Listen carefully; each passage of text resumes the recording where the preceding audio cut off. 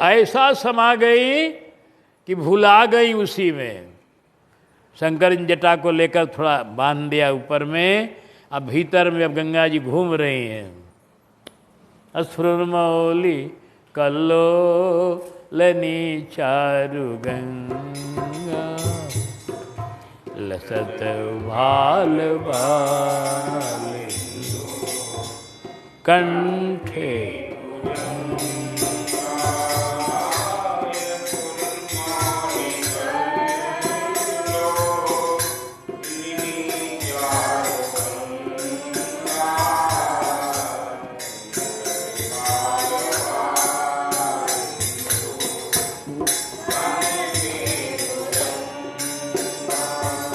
आहा, गंगा मैया आकर गंगा जी के कलोल करने लगी जटा में, खूब घूम रही हैं।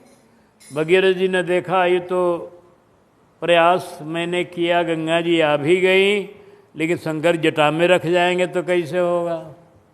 तो भोलेनाथ से प्रार्थना किया, सरकार गंगा मैया को छोड़ा जाए, हमारे पुरखे समुद्र के तट पर हैं।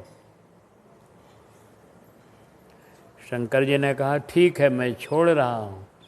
गंगा मैया ने एक और बात कही थी भगीरथ जी से कि भगीरथ जी आप ले चलोगे मुझको तो तुम्हारे पुरखे तो हैं समुद्र के तट पर, और मैं हिमालय से चलूँगी जब नीचे तो अनेकों गांव गिराव होते हुए जाऊंगी, रास्ते में बहुत लोग स्नान करेंगे मेरे में, तो जो भी स्नान करेगा उसका पाप मैं ले लेती हूँ।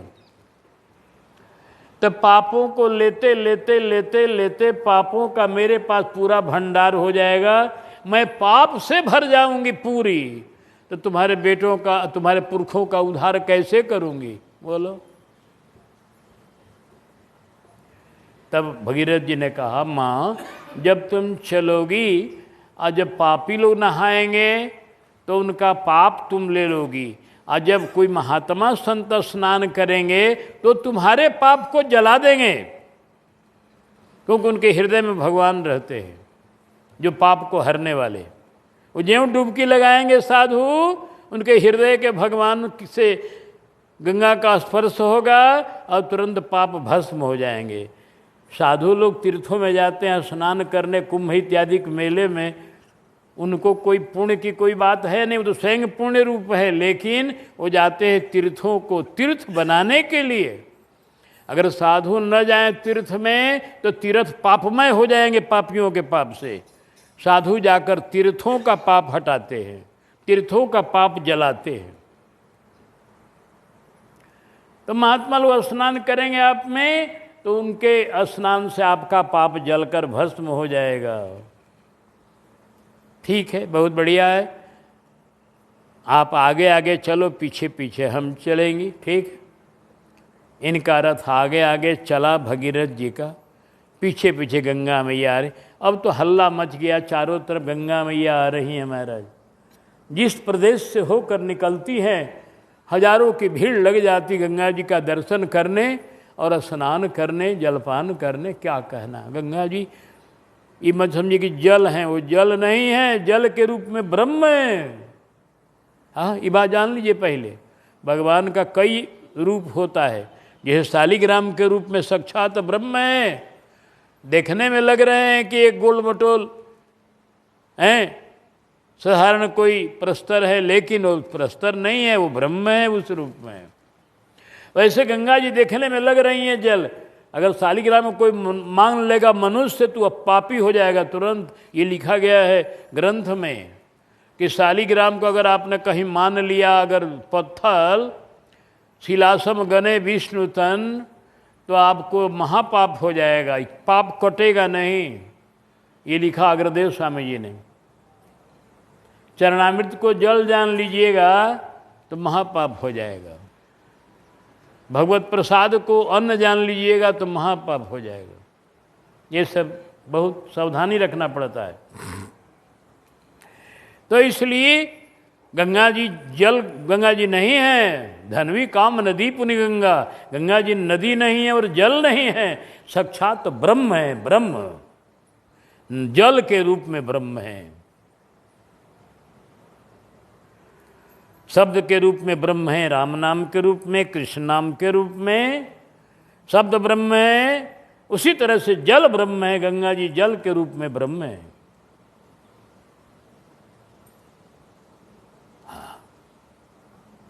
गंगा मैया की महिमा सामान्य नहीं है। उनके जल में इतनी सामर्थ्य है। अब तो इतना प्रदूषण लोगों ने कर दिया है गंगा जी में कि अब उसका हद कर दिया है, अतिशयता कर दी है। जितने भी शहर पड़ रहे हैं गंगा किनारे, चाहे वो काशी हो, चाहे कोई नगरी हो, बक्सर हो, चाहे कोई नगरी हो, सब नगरियों के जितनी गंदगी है सब गंगा जी में जाती है। तो गंगा जी में इतना ज़्यादा प्रदूषण हो गया कि इसलिए गंगा जी के यहाँ जल का प्रभाव तो उतना हो या न हो, हम ये नहीं कहेंगे नहीं होगा, लेकिन अगर आप हरिद्वार का जल लेंगे, गंगोत्री का जल लेंगे, सैकड़ों बरस रखेंगे तो भी उसमें कीड़े नहीं पड़ेंगे। इतना महिमा है गंगा जी का। हाँ, दाई बापू ने अपने प्रवचन में कहा था कि मैं एक बार गया अमेरिका कथा कहने के लिए, तो उनको गंगाजल पीते हैं बराबर हो, गंगाजल उनके लिए, वो तो भाई समर्थवान हैं, उनके चेले लोग अनेकों तरह के समर्थ वाले हैं प्रभु की कृपा से। तो गंगाजल उनको जहाँ रहते हैं तहाँ पहुँचाते रहते लोग। वहाँ का क्या कहते हैं, हरिद्वार का। तो गंगाजल वहाँ अमेरिका में घट गया संजोगवश, संजोग गंगाजल का कुछ कमती हो गया। तो हुआ कि अब तो वहाँ से लाने में भी समय लगेगा। यहाँ गंगाजल कहीं किसी के पास हो, अमेरिका में पता लगाया गया। एक आदमी ने कहा गंगाजल तो हमारे पास है। गंगाजल विश्व में सब जगह रखा हुआ है, सब लोग रखते हैं, क्योंकि ऐसा जल विश्व के किसी देश में नहीं है। ये जान लीजिए, हमारे अयोध्या जैसा धाम कहीं नहीं है, वृंदावन जैसा धाम कहीं नहीं है, ये जान लीजिए। चित्रकूट जैसा धाम कहीं नहीं है, गंगा जैसी कहीं नदी नहीं है, ऐसा कहीं किसी देश में नहीं है। ये भारतवर्ष अपने आप में अनुपम देश है, अनुपम देश है। हाँ? तो कह रहे थे कि गंगाजल कहा, एक प्राणी ने, एक आदमी ने कहा हमारे पास है महाराज जी, लेकिन गंगाजल आज का नहीं है, ये 7 बरस पहले का है तो पूरा रखा हूँ भरकर। 7 बरस पहले का आप आए थे 7 बरस पहले, उसमें हमने मंगा कर रखा है, वो गंगाजल अभी तक है। तब वो ऐसा जांच किया जाए, क्योंकि जब कोई कहीं ऐसे महापुरुष लोग जाते हैं दूसरे के देश में, उस देश का जिम्मेवारी होता है उनको कुछ हो न जाए, इसलिए कि उनको कुछ भी दिया जाता है, जांच करके दिया जाता है, किसी चीज़ से इनको कोई दिक्कत ना हो। तो जल का जांच किया गया खूब बढ़िया से। तो बता रहे थे प्रवचन में कि जब जांच किया गया तो अमेरिका में जितना जल था प्राप्त, उन सभी जलों से यह जल सर्वश्रेष्ठ निकला। 7 बरस के बाद भी उसमें कोई विकार नहीं, कहीं विकार नहीं। ये सामान्य बात नहीं है। गंगाजल जैसे भगवान दिव्य है, गंगाजल दिव्य है, गंगा जी दिव्य है। लेकिन वही है अब कि अब मान लीजिए कि कोई ज़्यादा गंदगी मिला देगा, अब एक बूंद गंगाजल में और 1000 बूंद शराब मिला देगा तो कैसे होगा।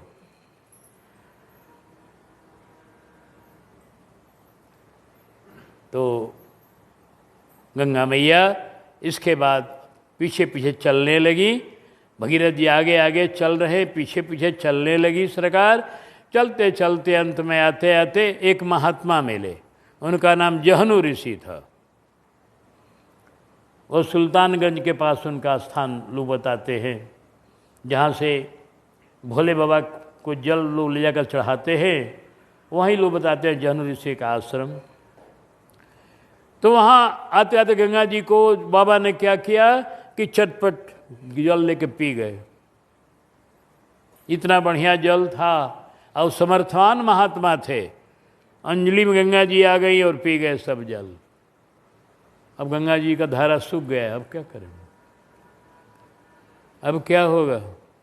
अब फिर हाथ जुड़े बाबा को, बाबा गंगा जी को हम ले जा रहे हैं अपने पुरखों का उद्धार करने के लिए, आप पी गए तो कैसे होगा। कहा मैं तो पी गया, अगर मुंह से निकालो तो उबान तो हो जाएगा, वो भी पीने लायक नहीं रहेगा। ठीक है, मैं अपने जंघा चीर करके, बाबा ने गंगा जी को निकाला, जंघा को चीर दिया, उसमें गंगा जी निकली धारा, इसलिए इनका नाम जहानवी हुआ। बोल जहानवी गंगा की। जहनु ऋषि की बेटी कहाई, क्योंकि जंघे से प्रकट हुई जहनु ऋषि। गंगा मैया बढ़ते बढ़ते पहुंच गई जहाँ सगर के बेटे हजारों वर्षों से पड़े हुए थे उनकी हड्डियाँ। सुखदेव जी कहते हैं कि हे परीक्षित, हजारों वर्ष से पड़ी हुई हड्डी का स्पर्श हुआ गंगा जी का, सब के सब भगवत लोग चले गए। तो जो लोग स्नान करते गंगा में इस शरीर से, उनके गति में क्या संशय है। जब हड्डी का स्पर्श हुआ, कितने दिन के हड्डी का, तो भगवत लोक मिला। गंगा जल का एक बूंद भी, हमारे श्री शंकराचार्य जी कहते हैं अपने ग्रंथ में कि भगवत गीता किंचिद अधीता, गंगा जल लव कणिका पीता, सकृत जिबेन मुरारी समर्चा, तस्य जमः किम कुरुते चर्चा, भज गोविंदम गोविंदम भज मूढ़ में। गंगा जल लव कणिका पीता, एक बूंद, एक कण गंगा जी का मुख में पड़ गया तो फिर आपको कहीं दूसरे जगह नहीं जाना है, भगवत लोग। इसीलिए हमारे यहाँ का एक प्रथा हो गया है कि मरने वाले के मुख में गंगाजल और तुलसी दिया जाता है, किसी गति हो जाए। बोल गंगा मैया की। इस तरह गंगा मैया इस धराधाम पर आई सबके तारने के लिए। रघुनंदन ये मुनि जी कथा सुना रहे हैं। आइए हम लोग गंगा जी का एक भजन गा ले यहीं पर, इसके बाद तो फिर कथा आगे बढ़ेगी। रे गंगा मैया तेरी तरंग मोही भाई, रे गंगा मैया तेरी तरंग मोही भाई। सभी कथाओं का ये गुम्फन एक में है पद में, जितनी कथा आपको सुनाई गई अभी। बामन रूप धर्यो हरि ने तब ब्रह्म कमंडल छाई, बामन रूप धर्यो हरि ने, बामन रूप धर्यो जब हरि ने ब्रह्म कमंडल छाई।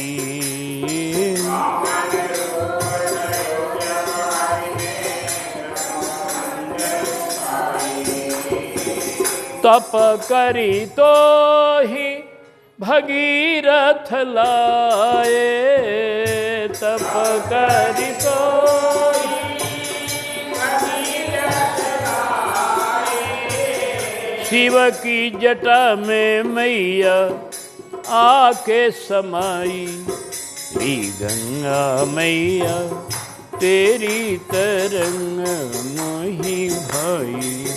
हाँ शिव की जटा में मैया आके समाई,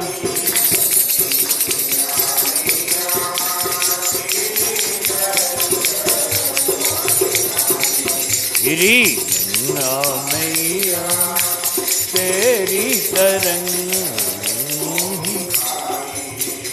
अरे प्रयागराज जमुना से मिलके शीघ्र ही सिंधु सिधाई, प्रयागराज जमुना से मिलके सिंधु सिधाई। 60,000 सगर सुत सापित, 60,000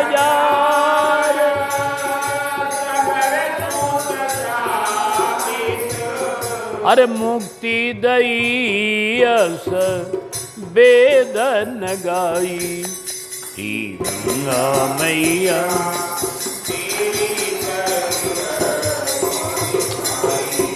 श्री गंगा मैया।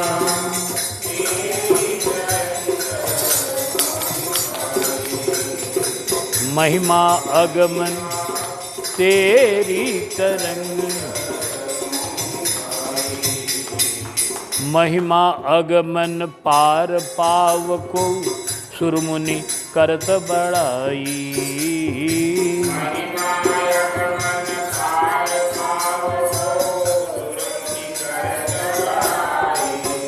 हाँ महिमा अगमन पार पाव को सुरमुनि करत बड़ाई।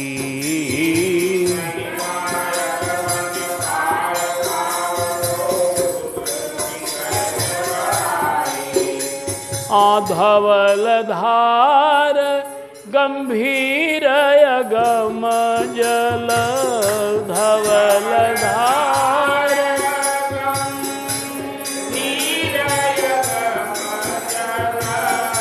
अरे छुअत अधम से अधम तरी जाई, गंगा मैया तेरी तरंग मोहि भाई, गंगा मैया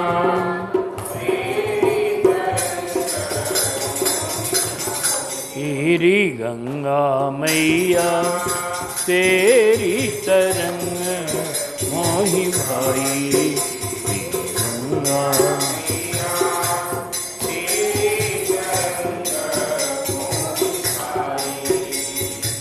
जो नर तेरा ध्यान धरे ओ कभी न गोता खाई।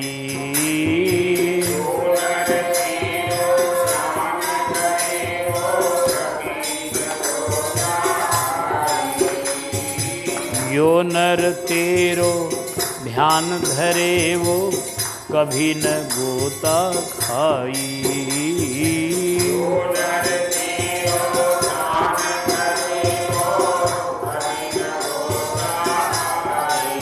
वो बड़भागी तो बड़े बड़भागी है जो गंगा में स्नान करते हैं नित्य जाकर। अगर नित्य स्नान करने का आपको सामर्थ्य नहीं है, अब चाहे जो कारण हो, तो कभी कभी स्नान तो करना ही चाहिए, लेकिन उनका ध्यान तो आप रोज कर सकते हैं। गंगा मैया का इतना महत्व है कि नहीं जा सके गंगा स्नान को तो यहाँ से ध्यान भी लगा देंगे, मन में एक बार गंगा जी का ध्यान करके प्रणाम कर लेंगे तो भी आपको स्नान का फल मिलेगा। जो नर तेरा ध्यान धरे ओ कभी न गोता खाई।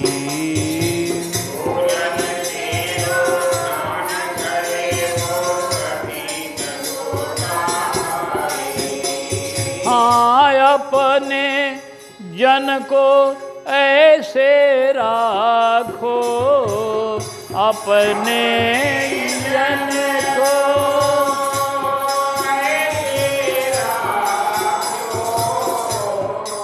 अरे जैसे जल ऊपर, जैसे जल ऊपर कमल उतराई।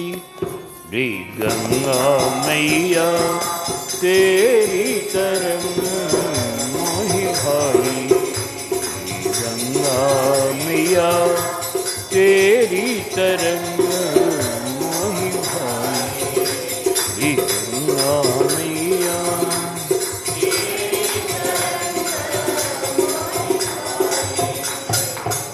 तब प्रभु ऋषिन समेत नहाए, भगवान स्नान के ऋषियों के साथ भगवान ने दान दिया अनेक प्रकार का। आप कहीं कुछ ले नहीं गए थे अयोध्या से, ले तो नहीं गए थे, बाबा के संग बिल्कुल खाली हाथ थे, लेकिन दान दिया। यहाँ के कुछ दान देने का तीर्थों में दूसरा विधान है आज भी वो, कि आप तीर्थों में पंडों को दान कर दीजिएगा, पंडा आपके यहाँ से ले जाएंगे। तो वैसे ही राम जी ने पंडों को खूब दान कर दिया, ये दान आपको, ये दान आपको, ये दान अब जाकर वहाँ से ले लीजिएगा, अयोध्या जी सब आपको मिल जाएगा। पंडे लोग अपना प्रभु का सब दान आकर अयोध्या जी में लेते रहेंगे। भगवान अनेक तरह का दान दिया, खूब दान दिया। खूब दान दे करके, स्नान करके, दान करके भगवान को अब कुछ मन प्रसन्न हुआ कि चलो हमारे अब अपराध का मार्जन हो गया। अब इसके बाद है हरसि चले मुनि वृंद सहाया,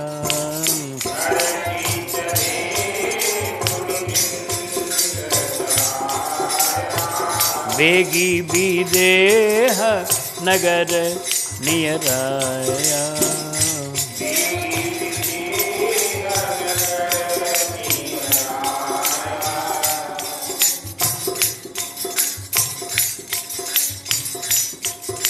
बेगी विदेह नगर नियर आया। भगवान ने गंगा पार किया।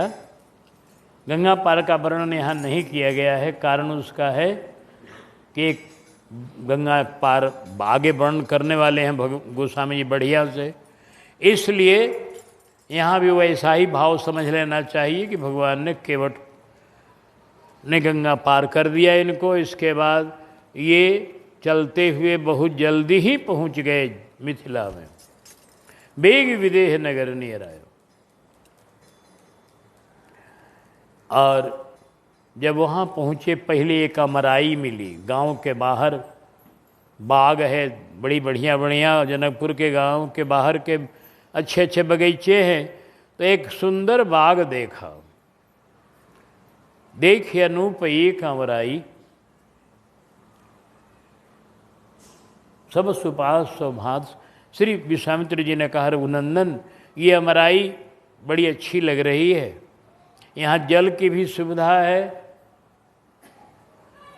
और स्नान की सुविधा है, जंगल जाने की भी सुविधा है, बहुत मैदान लंबा चौड़ा है, इसलिए हम लोग यहीं ठहर जाएं। कौशी कहेउ मोर मन माना, यहाँ रहिए रघुवीर सुजाना। क्योंकि हमारे विश्वामित्र जी सोचते हैं कि राघव एक बाइक जनक जी के यहाँ पहुँच जाए तो बढ़िया नहीं है। जनक जी सत्कार पूर्वक अपने नगर में ले जाएंगे, अपने घर में ले जाएंगे तो बढ़िया होगा, इनका इससे प्रतिष्ठा बढ़ेगा, इससे इनकी बढ़िया सम्मान अच्छा माना जाएगा। एक बैग लेके पहुंच जाएंगे तो बढ़िया नहीं। इसलिए सोच करके, बहुत कुछ सोच कर बाबा ने अपना डेरा डाल दिया बगीचे में।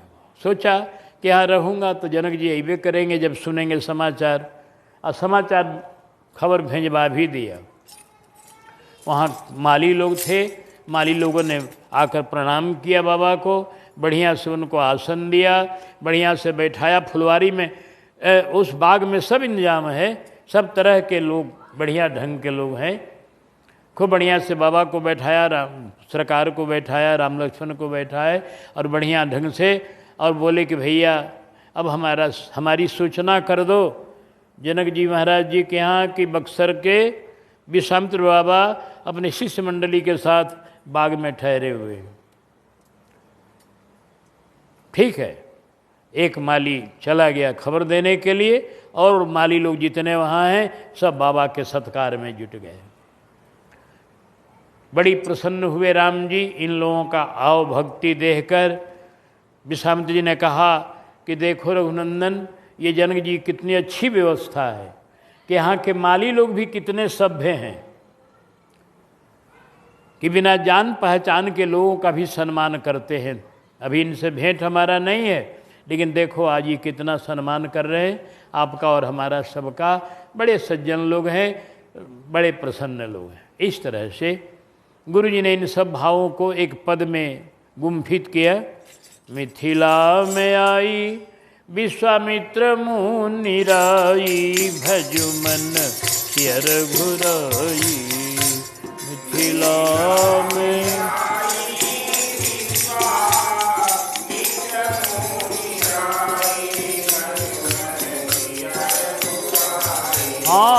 उतरे अमराई में घुराई, भज मन सियर घुराई।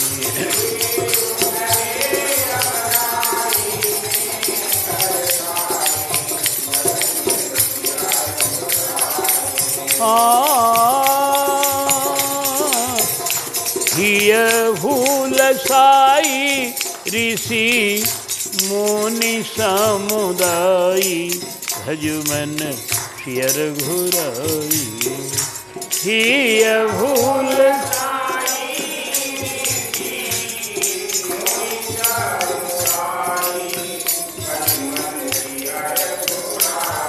अरे संगर घुराई दोनों भाई, भज मन सियर घुराई।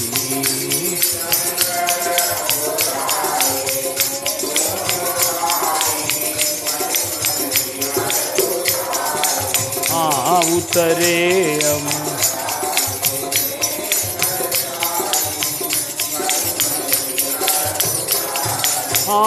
मालिगन बात जाके भूप को सुनाई, भज मन सियर घुराई।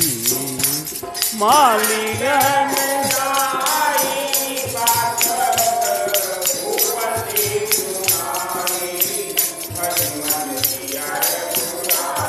अरे धन्य भई आज आमराई, भज मन सियर घुराई।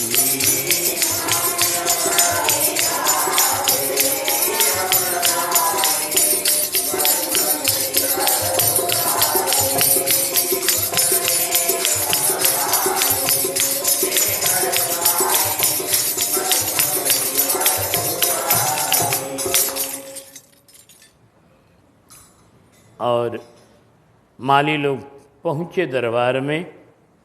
जब माली पहुँचे दरबार में और कहा राजन बड़ी एक शुभ सूचना है।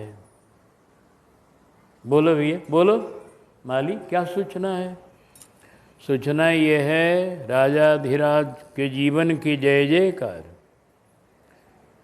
अतिथि अनूप आज कुंज में पधारे हैं, मूर्तिमान तपहि उद्भासित प्रतीत हो। कौशिक मुंदिरनाथ स्वयं पगुधारे हैं, संग में कुमार श्याम गौर छवि छाए मंजू।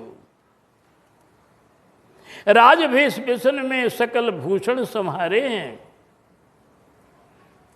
पूजा हो चुकी है,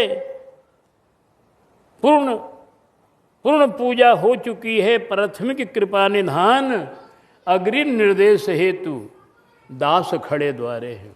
कहा कि महाराज आपके बाग में एक अनुपम अतिथि आ गए हैं, बाबा विश्वामित्र जी आ गए हैं और एकदम तपस्या के रूप हैं। उनके संग में 2 बालक हैं जो बड़े सुंदर सुंदर हैं।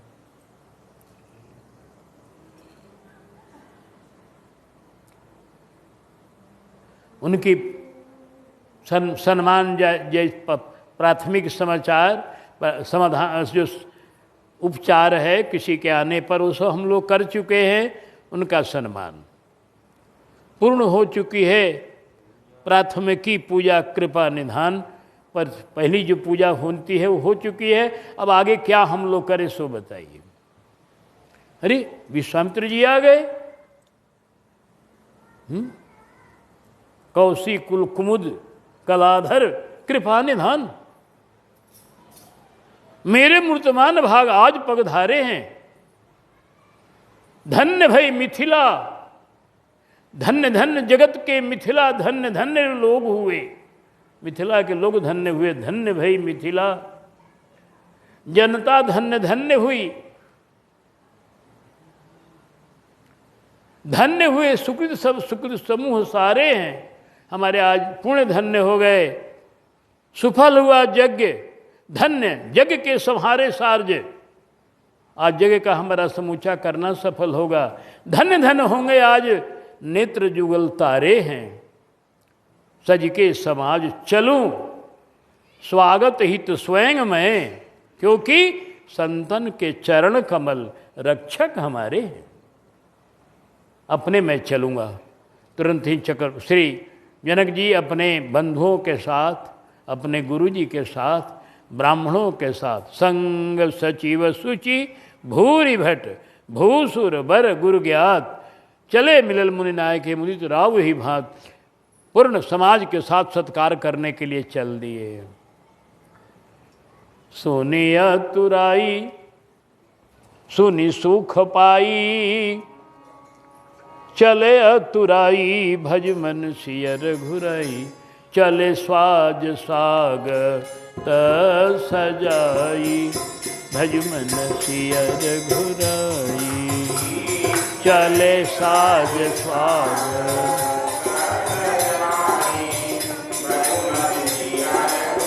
अरे सुनी सुख पाई मिथि ले से अतुराई, भज मन सियर घुराई, चले साज स्वागत सजाई, भज मन सियर घुराई, चले साज स्वागत सजाई। चरण में जाई करी निज भाग्य की बड़ाई, भज मन सियर घुराई, किन्ह प्रणिपात पुलकाई, भज मन सियर घुराई, किन्ह प्रणिपात पुलकाई, किन्ह प्रणिपात।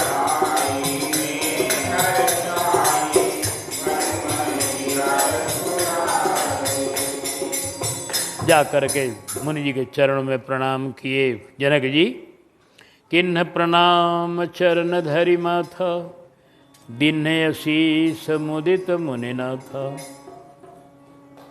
मुनि जी ने आशीर्वाद दिया, आहा धन्य हो राजन, स्वस्ति, श्री मिथिला महाराज प्रसन्न रहें, मंगल अशेष महेश पठवाया करे, सकल दिगंचल में कृद्ध चंचल रहे, दसों दिक्पाल सुविशाल जस गाया करे, मंजुल मनोरथ सदैव पूर्ण होते रहे, अरिगल अनंत शक्ति देख पछताया करे, उत्थित भुजा के साथ आशीष हमारा यही, क्या आदि शक्ति मोद भरी गोद खिलाया करे। धन्य हो आप, आदि शक्ति आपकी गोदी में खेले, खेलती रहे, ऐसा आशीर्वाद दिया। किन्ह प्रणाम चरण धरि माथा, दिन असीस मुदित मुनिनाथ, विप्रवृंद सब सादर वंदे, जानि भाग्य बड़ राउ आनंदे, कुशल प्रश्न कही बार ही बारा। कुशल प्रश्न हुआ, कहिए जनक जी महाराज आपका यज्ञ का क्या समाचार है। कहा मुनिराज यज्ञ का समाचार तो अभी पूर्वत चल रहा है, साल भर से यज्ञ चल रहा है, अभी तक कोई यज्ञ में सफलता नहीं मिली, कोई धनुष को हिलाया भी नहीं, उठाने की बात तो दूर है, तोड़ने की बात तो बहुत दूर है, धनुष कोई हिला नहीं सका, अभी तक साल भर बीत गए, अभी तक मेरा मनोरथ पूर्ण नहीं हुआ, न यज्ञ पूर्ण हुआ। अब आप आ गए तो लगता है आपके आगमन से, आपके आशीर्वाद से मेरा ये यज्ञ सफल होगा। राजन घबराने की कोई बात नहीं, सबका नियत समय है पहले से, जब वो नियत समय आएगा तो कार्य सफल हो ही जाएगा। आप जैसे सुकृति का कार्य कहीं रुकेगा थोड़े, हाँ, आप जैसे सुकृति का संकल्प कहीं व्यर्थ नहीं होगा, पूरा होगा। इस तरह से कुशल प्रश्न कह के बैठे हुए हैं सब लोग। राम जी अभी नहीं है यहाँ, राम जी चले गए हैं थोड़ा फुलवारी देखने। ये फुलवारी वो नहीं, वो तो राजमहल के अंदर फुलवारी अलग है, ये बाहर की फुलवारी है, नगर के बाहर।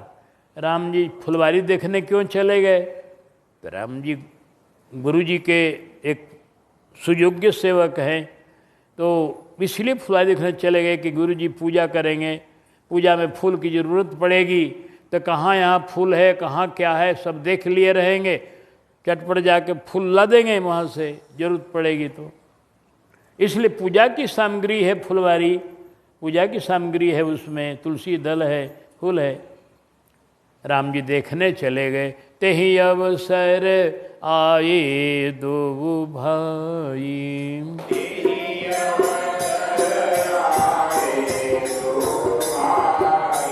गए रहे देखन फुलवारी।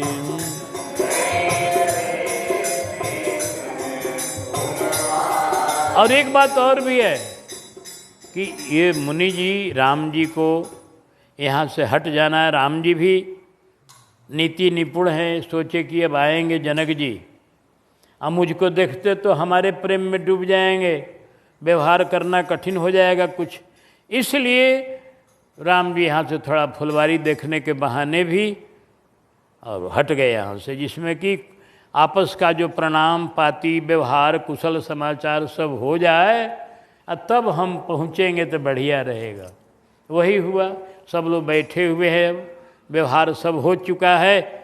जब राम जी आए तो सब खड़े हो गए, सभी खड़े हो गए, जनक जी खड़े हो गए, सदानंद जी खड़े हो गए, सब ब्राह्मण मंडली खड़ी हो गई। उठे सकल जब रघुपति आए,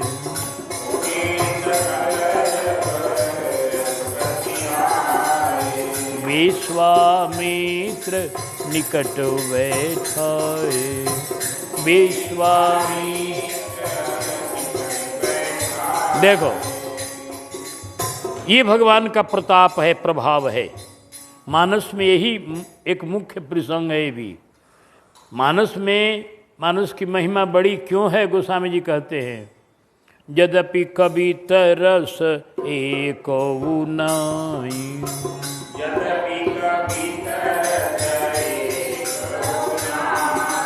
राम प्रताप प्रगट यही माही।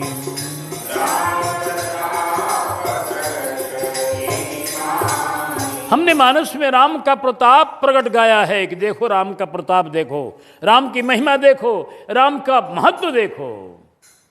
ये मैंने दिखाया है सबको, क्योंकि राम के प्रताप को देखने से राम में प्रेम होगा। प्रताप देख करके, प्रभाव देख करके आदमी का आकर्षण होता है। आज भी दुनिया में जिसका आप प्रभाव देखिएगा उसके प्रति आपका मन खींचेगा। प्रभावशाली संत जो होते हैं, जिनमें कुछ चमत्कार है, कुछ प्रभाव है, वहाँ बिना बुलाए हजारों की भीड़ लग जाती है। प्रभाव का ये महत्व है। हाँ,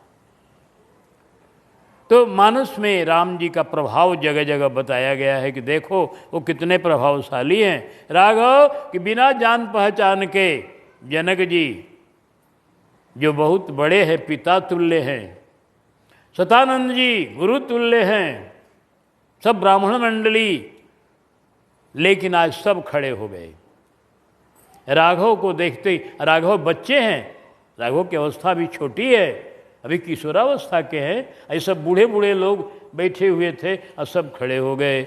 उठे सकल जब रघुपति आए,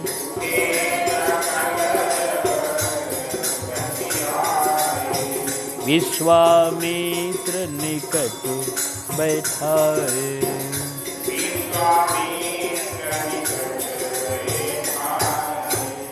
रघुपति आए तो सब उठ के खड़े हो गए। यह प्रभाव प्रभु का है। प्रभु जहाँ भी जाते हैं बिना जान पहचान के लोग सम्मान करते हैं। कैसे भी लोग, अच्छे बुरे सभी तरह के लोग इनके चरणों में झुक जाते हैं। हाँ, आगे बाबा परिचय देंगे इनका, इनसे श्री जनक जी से तो एक पंक्ति बोलेंगे कि बिन पहिचान लागे प्राणहु ते प्यारे, नारायण प्रभु दीन बंधु दीनन के सहारे। हाँ, बिना पहचान के सबको प्राण प्यारे लगते हैं।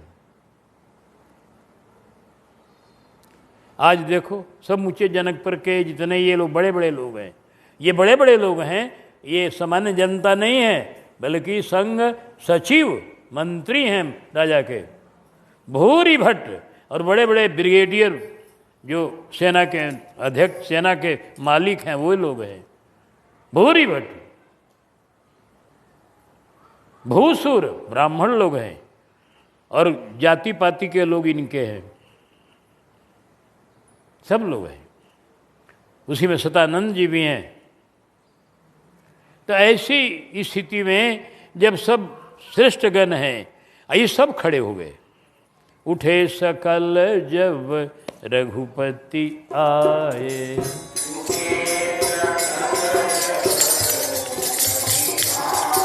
इसको तेज कहते हैं, तेज। तेज राघव का ये तेज है कि सभी लोग खड़े हो गए और सब देखने लगे इनको। विश्वामित्र जी निकट बैठा लिए, सब देखने लगे, जितने मंडली है। श्याम गौर मृदु बयस किशोरा,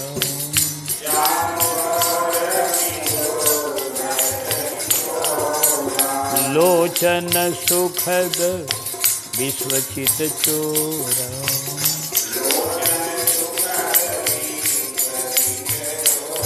अरे भय सब सुखी देखी दो भ्राता,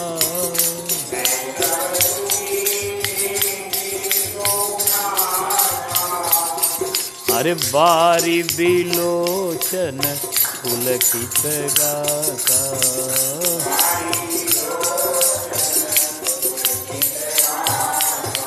मूर्ति मधुर मनोहर देखी,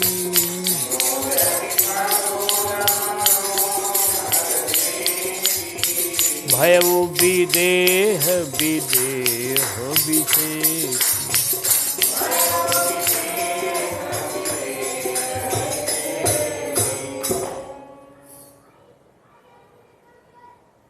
सभी लोगों की नज़र राम पर आकर चिपक गई। सभी लोगों के नेत्र बड़े आनंद मगन हो गए, सभी के नेत्र जल से भर गए। बारी विलोचन, अब पुलकित शरीर हो गया। प्रेम का ये लक्षण है, सुख का ये लक्षण है। जब अत्यंत सुख दिल में होगा, आनंद दिल में होगा, तो नेत्रों में जल छलकेगा। अत्यंत आनंद होगा तब, अधिक स्नेह समात न गाता, तब जल छलकेगा।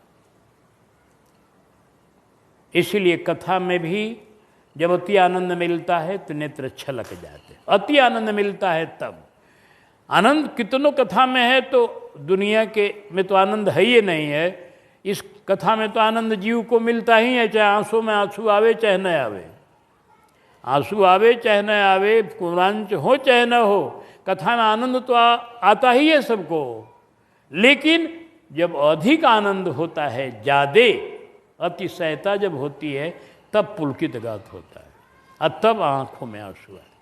वो आनंद मिलने के बाद दुनिया फीकी हो जाती है। जिसके नेत्रों में जल छलक रहे हैं बराबर और रोमांच हो रहा है, उसको संसार अब अच्छा नहीं लगता है, क्योंकि इसमें इतना आनंद है। हमारे गोस्वामी जी ने अपने मानस के प्रकरण में बताया है कि पुलक बाटिका बाग बने, सुख सुभ्यंग विहार, माली सुमन स्नेह जल सींचत लोचन चार। कि पुलक जो है, रोमांच जो है, यह जो है इस सुंदर मानस सरोवर, रामचरित मानस सरोवर के तट पर का बगीचा है, बाग है, अब वन है, फुलवारी है। तीन उपमा दिया, पुलक बाटिका बाग बन। इसी में सुख रूपी पक्षी विहार करता है, इसी बाग और वन और बाटिका में। पुलक को तीन उपमा दिया कि बाग है, वन है और बाटिका है। पुलक बाटिका बाग, क्योंकि पुलकावली भी कई प्रकार की होती है ना। किसी की पुलकावली है जो हमेशा पुलकित है, वो जो हमेशा मगन है, भोली बाबा सरकार की तरह हमने जब उनको देखा है, भोली बाबा सरकार एक भागलपुर के संत हो गए हैं, जब हमने उनको देखा है तो उनकी बस आंखें सजल और बोलेंगे तो भाव में बोलते थे, बातचीत करते थे बहुत बढ़िया से, लेकिन एकदम भाव विभोल होकर। हाँ, तो वो ऐसे लोगों की पुलकावली, ऐसे लोगों का जो पुलकावली है वो जंगल है। जंगल बराबर हरा भरा रहता है, जंगल हमेशा एक रस रहता है। और जिनकी कम थोड़ी पुलकावली है, उससे कम है तो बगीचा की तरह है। और जो कथा में कभी कभी पुलकित हो जाते हैं वो फुलवारी की तरह है। इस तरह से पुलक वाटिका बाग बने, इन तीनों में सुख रूपी पक्षी विहार करते हैं। इसका मतलब हुआ कि जब पुलकावली हो रही है तो आपके सुख मिल रहा है, आनंद मिल रहा, आनंद हो रहा है। अब इस रस को जिसकी पुलकावली नहीं है वो नहीं समझ सकता है जल्दी। इस रस को समझना थोड़ा कठिन है, क्योंकि प्रेम रस बड़ा कठिन है ना। मुँह का स्वादनवत है, प्रेम की बात को समझना सबके बस की बात नहीं है। वो जो पहुँचेगा वही कुछ समझेगा। अनिर्वचनीय प्रेम स्वरूपम। इसलिए ये थोड़ी सी चर्चा मानस में आ गई है। समय समय पर तो कुछ हम लोग कह लेते हैं, हम लोग भी कहने का अधिकारी नहीं है, क्योंकि कभी वैसी अवस्था नहीं पहुँचे हैं तो कहेंगे क्या, लेकिन फिर भी कुछ कह लेते हैं, बाबा की वाणी दोहरा लेते हैं। तो बारी बिलोचन पुलकित गाता, सबके नेत्रों में जल है और सबके शरीर में पुलकावली है। ये दोनों दशा नहीं होती जल्दी, जान लीजिए। कभी नेत्र छलकते हैं तो कभी पुलकावली होती है, लेकिन ये दोनों दशा अत्यंत जब प्रेम हो जाएगा तो तीनों दशा हो जाएगी। मम गुण गावत पुलक शरीरा, मम गुण गद गद गिरा नयन वहनीरा, गद गद गिरा नयन वहनीरा। ये तीनों दशा हो जाएगी कब? जब अत्यंत से अत्यंत प्रेम होगा, जब प्रेम की बाढ़ आ जाएगी बिल्कुल, जहाँ जीव अपने आप को भूलने लगता है, उस दशा में तीनों दशा हो गई। सबका क्रम है, जिसे किसी वृक्ष का विकास क्रम क्रम से होता है, ऐसे प्रेम का भी विकास हृदय में क्रम क्रम से होता है। कभी पुलकावली होती है, कभी जल छलकता है, कभी गदगद कंठ हो रहा है। तीनों पारापारी होते होते होते कभी फिर 2 होने लगते हैं, कभी 3 होने लगते हैं। फिर आते आते जब ज़्यादा प्रेम का विकास हो जाता है तो तीनों दशा हमेशा होने लगती है। वो आदमी परमहंस हो जाता है, सुखदेव जी की तरह हो जाता है, वो सनकादिक कुमार की तरह हो जाता है। हाँ, ये लोग बराबर मस्त रहते हैं, सनकादिक कुमार। तिनके दशा देख रघुवीरा, स्रोत नैन जल पुलक शरीरा। हाँ, हनुमान जी का देखिए, जत्र जत्र रघुनाथस्य कीर्तन तत्र तत्कृतमस्तकांजलि वास्तुवारी परिपूर्ण लोचनम मारुतिम नमत राक्षसांतकम। इनकी आंखें बराबर सजल रहती हैं हनुमान जी की, और बराबर पुलकित रहते हैं कथा में।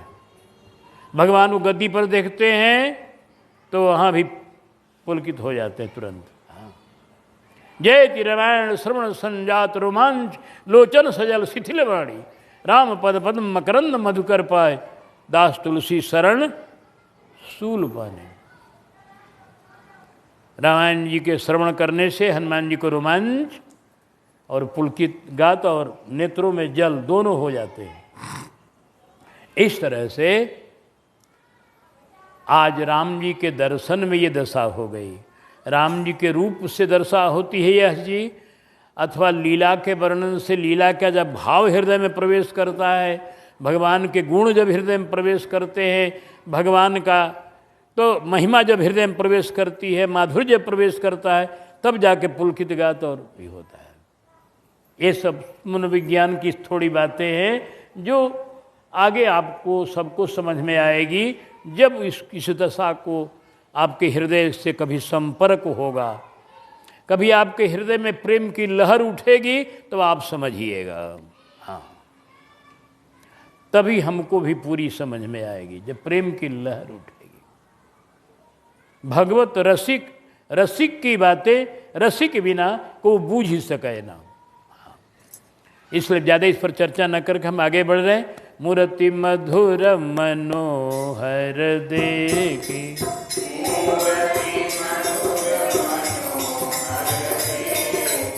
भयउ विदेह विदेह विषेखी।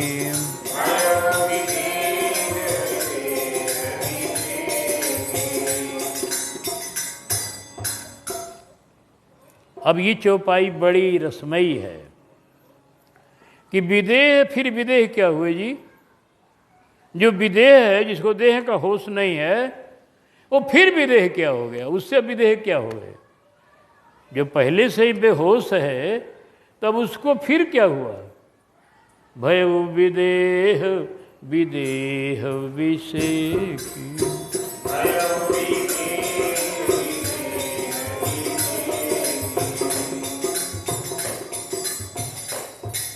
राघव मुनि जी के पास बैठे हुए हैं, सुंदर बाग है और उसमें मुनि जी आसन पर विराजमान है और राम लक्ष्मण दोनों बगल में बैठे हैं। आगे में जनक जी का संपूर्ण समाज है। सभी लोग देख रहे हैं राम जी को और पुलकित हो रहे हैं। जनक जी भी देख रहे हैं एक टक से। जनक जी की आंखों में भी आंसू छलकने लगा। जो ज्ञानी होते हैं ना, ज्ञानी जो ज्ञान के पथ के